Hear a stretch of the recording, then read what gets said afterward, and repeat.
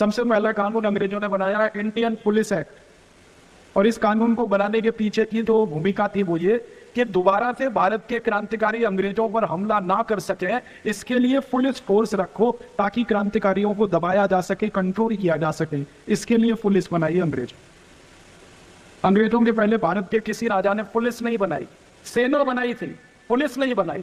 सेना का काम है विदेशी हमले से देश की रक्षा करना, लेकिन पुलिस का काम था क्रांतिकारियों को दबाना, मारना, कुचलना, उनके ऊपर अत्याचार।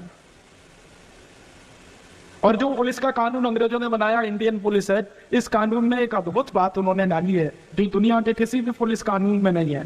वो बात है राइट टू ऑफेंस। हर पुलिस अधिकारी को है। राइट टू डिफेंस किसी भी भारतीय को नहीं है इस कानून। इसको सरल तरीके से समझाना, अगर कोई पुलिस वाला आपको डंडे से पीटने लगे तो ये उसका अधिकार है कि वो आपको डंडे से मारे। आप अगर उसका डंडा पकड़ने की कोशिश करेंगे तो मुकदमा आपके खिलाफ चलेगा कि आपने पुलिस वाले को ड्यूटी करने से रोका।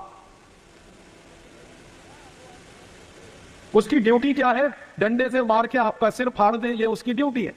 डंडे मार मार के आपकी हड्डियां तोड़ दे, ये उसकी ड्यूटी है। ये ड्यूटी कर रहा है वो। आपको अगर लाठी चार्ज कर रहा है कोई पुलिस वाला तो कानून की भाषा में वो ड्यूटी कर रहा है, कर्तव्य कर रहा है। अब आप अगर डंडा पकड़ोगे अपने बचाने के लिए तो आप उसके कर्तव्य में रुकावट बन रहे हो। और ये जो आधार दिया कानून को राइट टू ऑफेंस का, इसी आधार ने 1860 के बाद के भारत के क्रांतिकारियों को लाठियों से मार मार के खत्म किया। आप तो मानो में भारत के सैकड़ों क्रांतिकारी अंग्रेजों की लाठियां खाकर ही शहीद हो गए थे। एक क्रांतिकारी का तो नाम जरूर बताऊं, लाला लाजपत राय।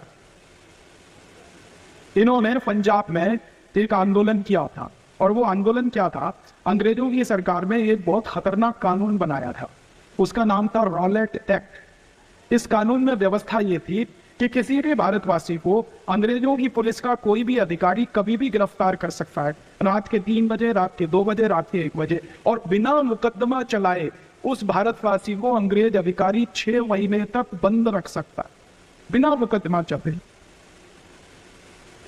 बिना अदालत में पेश किए, बिना मुकदमा चलाए किसी भी भारतवासी को कोई अंग्रेज पुलिस अधिकारी 6 महीने तक बंद करके रख सकता है। ये था रॉलेट एक्ट। इसको विरोध करने के लिए लाला लाजपत राय ने जुलूस निकाला था लाहौर, और उस जुलूस में शहीद आजम भगत सिंह भी थे, लाला लाजपत राय थे, हजारों लोग थे, और शांतिपूर्ण जुलूस था। उस जुलूस के ऊपर एक अंग्रेज अधिकारी ने लाठी चार्ज किया। उस अंग्रेज अधिकारी का नाम था सैंडबर्ग, और उसने लाला जी के सिर में 14 से ज्यादा लाठियां मारी थी, जोर जोर से। लाला जी का सिर फट गया, खून इतना निकला कि हॉस्पिटल ले जाते उनकी मृत्यु हो गई। और लाला जी की मृत्यु शहीद भगत सिंह के हाथों में हुई, क्योंकि लाला जी को जब लाठियां पड़ी वो तो बेहोश होकर गिर गए, तो उनके शरीर को हाथों में लाद कर भगत सिंह ने हॉस्पिटल पहुंचाने का काम किया। जब भगत सिंह के सामने लाला जी की मौत हुई तो उनको गुस्सा आया, मन में था। उन्होंने सैंडर्स की शिकायत की, और अंग्रेज अदालत में सैंडर्स की शिकायत हुई तो अंग्रेज अदालत ने सैंडर्स को बाइज्जत बरी कर दिया, ये कहकर कि सैंडर्स को राइट टू ऑफेंस है, लाला जी को राइट टू डिफेंस नहीं। माने सैंडर्स चाहे तो उनका सिर फोड़ ही सकता है, क्योंकि कानून ये कहता, इसलिए सैंडर्स को सजा नहीं हो सकती।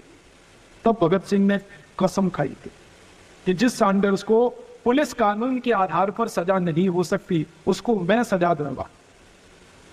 और सैंडर्स को भगत सिंह ने गोली मारी थी, ये आप सब जानते। और उसी आरोप में भगत सिंह को फांसी की सजा हुई थी। फांसी की सजा के एक दिन पहले भगत सिंह को जब ये कहा गया कि भाई आपको कुछ कहना है, एक अमृतसर का अखबार निकालने वाला संपादक भगत सिंह को मिलने गया था आखिरी समय, और उसने पूछा था कि आपकी शहादत हो रही है, आपको फांसी होने वाली है, आपको कुछ कहना है? तो भगत सिंह ने कहा था कि मुझे इतना ही कहना है कि भारत के नौजवान अपने घरों में शांत होकर ना बैठे, पूरी ताकत के साथ इस इंडियन पुलिस एक्ट को खत्म करने का संघर्ष करें, क्योंकि ये कानून अगर चलता रहेगा तो लाला जी जैसे पता नहीं कितने शहीद मरते रहेंगे। जब किसी अंग्रेज पुलिस अधिकारी के मन में आएगा तो लाठी मारेगा, सिर फोड़ेगा, टांग तोड़ेगा, कभी भी कुछ करेगा, इसलिए ये कानून तो खत्म ही होना चाहिए। और इसके बाद की एक बात और कहूंगा, जब शहीद आजम भगत सिंह को फांसी हुई थी तो अंग्रेजों ने फांसी एक दिन पहले दे दी। फांसी का दिन हुआ था 24 मार्च 1931, लेकिन फांसी दे दी गई 23 मार्च 1931 की शाम को। अंग्रेजों के इतिहास में वो सबसे काला अध्याय है जब उन्होंने किसी शहीद को फांसी देने के लिए एक दिन पहले काम किया। अक्सर अंग्रेजों के जेल मैनुअल में यह होता था कि फांसी सवेरे दी जाती थी। भगत सिंह को फांसी शाम को दी गई। तो फांसी पर जब लेटा रहे थे भगत सिंह को, तो अंग्रेज जो जेलर था उसने पूछा आपकी अंतिम इच्छा बताओ। जैसे एक परंपरा है ना, पूछी जाता है कैसे क्या अंतिम इच्छा। तो भगत सिंह ने कहा मेरी 2 ही अंतिम इच्छाएं हैं, अगर आप वो ही करो। तो जेलर ने पूछा क्या। तो एक तो भगत सिंह ने कहा कि मुझे मेरे बेबे के हाथ की रोटी खानी है फांसी पे जाने से पहले, ये मेरी पहली इच्छा। बेबे का माने होता है माँ, पंजाबी में माँ को बेबे कहते हैं। तो भगत सिंह ने कहा कि मुझे मेरे माँ के हाथ की रोटी खानी है, ये मेरी पहली इच्छा। और जेलर ने कहा दूसरी इच्छा क्या है।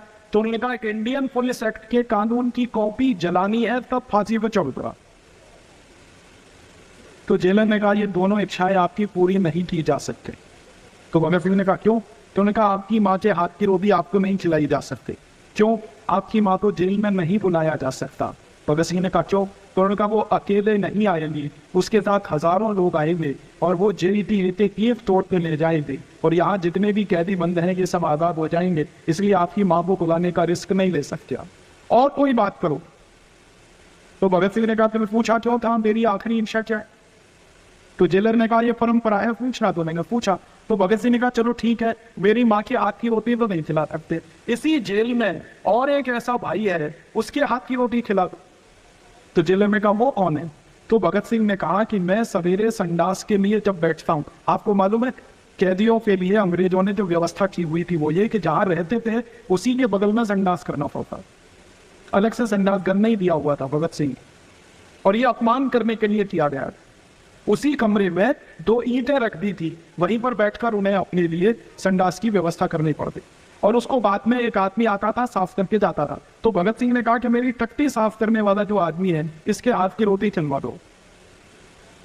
तो जेलर ने कहा क्यों। तो उन्होंने कहा वो मेरी माँ के जैसा है। तो जेलर की बात समझ में नहीं आई। तो उन्होंने कहा जरा और स्पष्ट करो आपकी माँ के जैसा कैसा है। तो उसने कहा बचपन में मेरी टट्टियां मेरी माँ ने उठाई हैं, अब जवानी में मेरी टट्टी को ये उठा रहा है, ये मेरी माँ के भी जैसा है, इसी के हाथ की रोटी खिलवा दो। तब उस भाई को बुलाया गया, उसने एक मोटी सी रोटी बनाई और भगत सिंह को रोटी खिलाई। भगत सिंह ने रोटी खाने के बाद फांसी का फंदा गले में डाला। लेकिन भगत सिंह की जो दूसरी इच्छा थी वो नहीं पूरी हो पाई। उनकी इच्छा थी कि मैं इंडियन पुलिस एक्ट को जलाऊंगा फिर फांसी पर चढ़। तो अंग्रेजों ने कहा ये आपको अनुमति नहीं दी जा सकती, क्योंकि ये कानून ब्रिटिश पार्लियामेंट से पास हुआ कानून है और इसकी बड़ी इज्जत है। तो भगत सिंह ने कहा ठीक है, मैं अभी फांसी पर चढ़ूंगा फिर दोबारा जन्म लूंगा, और जब तक ये इंडियन पुलिस एक्ट भारत में खत्म नहीं होगा तब तक मेरा संघर्ष चलता ही रहेगा। अब भगत सिंह ने जिस इंडियन पुलिस एक्ट के खिलाफ इतनी कठोर टिप्पणी की थी, वो इंडियन पुलिस एक्ट आजादी के पिछले 63 साल बाद भी चल रहा है, उसमें कोई परिवर्तन हमने नहीं किया है। इतना ही हुआ है कि पहले गोरे अंग्रेजों के हाथ में लाठी थी, अब काले अंग्रेजों के हाथ में लाठी। पहले गोरे अंग्रेज उससे हमारा सिर फोड़ते थे, अब काले अंग्रेज हमारा सिर फोड़ते हैं। पहले गोरे अंग्रेजों की पुलिस लाठी चार्ज करती थी, अब काले अंग्रेजों की पुलिस वैसे ही लाठी चार्ज करती, वैसे ही अत्याचार करती, वैसे ही मारती है, वैसे ही पीटती। और मुझे तो बहुत अफसोस है ये कहते हुए कि आजादी के 63 सालों के बाद हमारे काले अंग्रेजों की ये जो पुलिस है ये तो अंधों पे भी लाठी चार्ज करती है, विकलांगों पे भी लाठी चार्ज करती है। अभी थोड़े दिन पहले दिल्ली में अंधे लोगों ने जुलूस निकाला था, पुलिस ने बर्बरता से लाठियां मार मार के सबके सिर फोड़। विकलांग लोगों का एक जुलूस निकला, पुलिस ने उस पर भी लाठी चार्ज किया। किसानों में लाठी चार्ज, साधारण नागरिकों पर लाठी चार्ज। अभी तो मुझे हंसी आती है आपको इस बात कहते हुए, वो ये एक दिन मैं संसद की कार्यवाही देख रहा था लोकसभा टीवी पर, तो हमारे देश में गोरखपुर से एक सांसद हैं महंत आदित्यनाथ, वो रो रो के लोकसभा में ये बयान कर रहे थे कि पुलिस ने लाठियां मुझे भी मारी है, मुझे भी नहीं छोड़ा। सांसद एक बयान कर रहा है संसद में कि पुलिस ने मुझे भी लाठियां मारी, मुझे भी नहीं छोड़ा।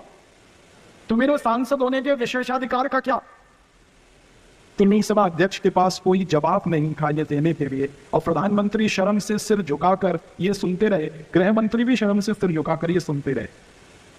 मतलब क्या है, कानून वही है अंग्रेजों के जमाने का, तो कैसे कहें कि देश स्वतंत्र हो गया अगर कानून वही, अत्याचार वही है, कानून वही है, नियम वही है, व्यवस्था वही है, तो कहते माने देश स्वतंत्र हो गया।